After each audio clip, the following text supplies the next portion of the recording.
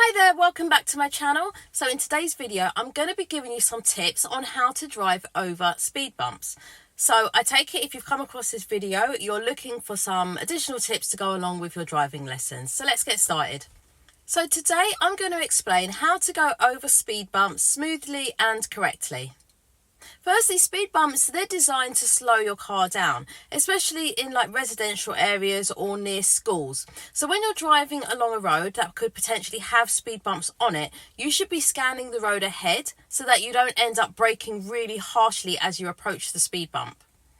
If you don't approach them properly, it also can cause damage to your suspension or damage to the underside of your car.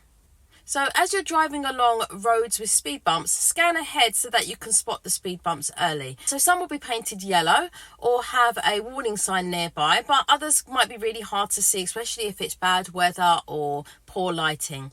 So before you slow down, quickly check your rear view and your side mirrors to see if there's any vehicles behind you. This helps to ensure that the driver behind you is aware of your actions and avoids any risks of them rear-ending your car. So once you've identified the speed bump, start by easing off the accelerator.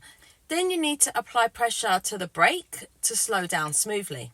The ideal speed for going over speed bumps is usually between 10 to 15 miles per hour for smaller bumps and as low as 5 miles per hour for like the taller, sharper speed bumps. Now, if the speed bump is particularly steep, you may even need to go into first gear so that you've got better control. The key here is to slow down in advance rather than trying to brake harshly at the last second. Now, as your front wheels get very close to the speed bump, you need to release your brake completely. Keeping your foot on the foot brake whilst going over the bump can cause the suspension to compress too much, making the ride feel really jerky and uncomfortable. So instead, allow the car's natural momentum to carry you over the speed bump. As you go over the speed bump, keep both of your hands firmly on the wheel so that you can try and get as much control as possible. Now, if you're driving a manual car, avoid changing the gears in the middle of the bump. Try and stay in a low, steady gear.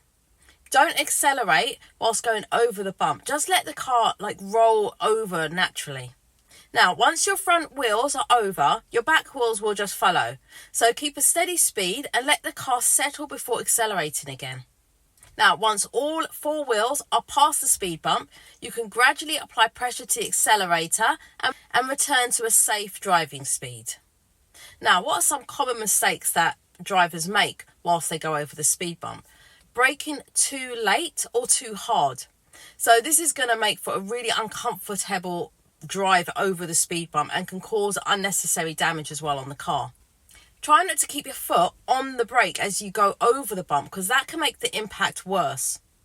Try not to accelerate too early. This can cause the back of the car to bounce awkwardly, and then it leads to sometimes to loss of control of the vehicle as well.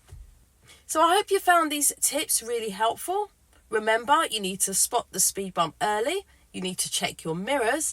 Then you need to slow down gradually, release the brake before the bump, roll over gently and then accelerate smoothly after.